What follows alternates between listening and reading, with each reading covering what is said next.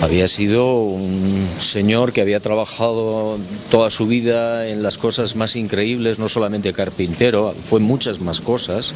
Se metió hasta aquí en las letrinas a limpiarlas, fue vendimiador, fue pescador, fue constructor de barcos, fue forjador, fue albañil, fue sembrador de flores, etcétera. Fue muchísimas cosas. Entonces era un tipo que había viajado, que había tenido muchas penalidades, que su padre se había muerto cuando tenía 14 años, que tuvo que sacar adelante a una familia numerosa porque tuvo más hermanos. Y bueno, era un señor que sabía, ¿no? Y Jesús les dijo que no, que esa no era la historia, que él no era el Mesías. Él era otra cosa, pero no un Mesías rompedor de dientes. Y ahí empezó un gran disgusto y un alejamiento entre, sobre todo, la madre y Jesús de Nazaret. ¿Y después en qué finaliza este episodio? Pues finaliza, como todos sabemos, que no lo comprendieron, que lo odiaron, que los sacerdotes, sobre todo las castas sacerdotales, vieron que su negocio empezaba a tambalearse porque Jesús de Nazaret curaba a la gente gratis. Entonces los sacerdotes supuestamente tenían el don de la curación previo pago y eso no interesaba. Y además no interesaba ninguna de las cosas que planteaba Jesús, de las que ya hemos hablado como mensaje, ¿no? Los discípulos se sintieron muy defraudados porque asistieron a los prodigios, pero no entendían por qué no se hacía rey de una vez, ¿no? Y se sintieron muy defraudados. De hecho, Judas fue el primero que desertó y dijo, bueno, a mí no me interesa esto, ¿no? Nadie le entendió. Después de la muerte hubo 4 discípulos que sí entendieron y se fueron. Uno se fue a la India, otro se fue a África, el otro murió en Malta, en fin, pero el resto siguió allí, Pedro, etcétera, ¿no? Y se montó lo que conocemos, la estructura de poder. Es decir, no hay ningún ser humano que haga lo que llegó a hacer Jesús de Nazaret, porque no solamente es lo que te dicen de que curó a los ciegos, que ya es difícil curar a un ciego de nacimiento, pero bueno, paralíticos, etcétera. Es que yo estoy convencido de que en aquella época también había síndromes de Down y probablemente pudo curar a más de uno.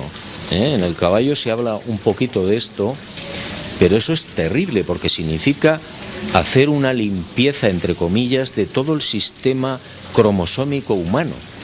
Es decir, para cambiarlo, el problema de un Down, que tiene una alteración cromosómica, como sabes, tú tienes que cambiar toda la estructura celular. Eso solo lo puede hacer un Dios o alguien que tenga una tecnología tan extraordinaria y mágica que ni nosotros hoy lo podemos imaginar. Y él lo lograba, y en cuestión de segundos, ¿no? Él lo hace, sí. Incluso yo creo que él tenía una cosa muy interesante que los evangelios nunca lo mencionan, y es que era un hombre tan bondadoso, tan cariñoso hacia los seres humanos, que cuando alguien tenía una dolencia, un problema importante, si se compadecía de esa persona, sin quererlo él, se curaba. Es decir, y de hecho, Caná es una manifestación en la que Jesús no participa, sino que desea de alguna manera que María, que está llorando para que les ayude con el problema del vino, el otro le dice, no, esto no tiene nada que ver conmigo, le dice a la madre. Y María probablemente se echó a llorar. En ese momento Jesús sintió ternura por su madre y de alguna manera deseó que se cumpliera su deseo. Y alguien, no él, alguien que le podía acompañar constantemente, hizo el prodigio. Por eso digo que es mucho más espectacular de lo que te cuenta Juanito, el evangelista. Así es, ¿no? No es así.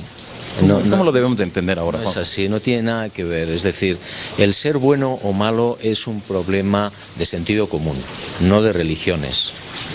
Hay que ser bueno en la vida por egoísmo, porque si das, recibes. Claro. Bien, entonces Jesús de Nazaret es un personaje que no tiene nada que ver con lo que nos ha contado y nos cuenta la tradición eclesiástica. No es un juez, no es un fiscal, a mí me maravilla cuando veo cómo gasta bromas, cómo se sale del camino y se pone a orinar, cómo le gustaban determinadas comidas, cómo era un excelente cocinero, cómo gastaba bromas. Cuanto más importante era el tema, cuanto más alto y sublime podía ser el tema a tratar, más bromas hacía. Y por supuesto era un señor que escuchaba a todo el mundo, que trataba de ayudar a todo el mundo, a veces incluso hasta demasiado, ¿no? Y también es verdad que nunca pedía nada a cambio, nunca se excusaba, nunca se despedía.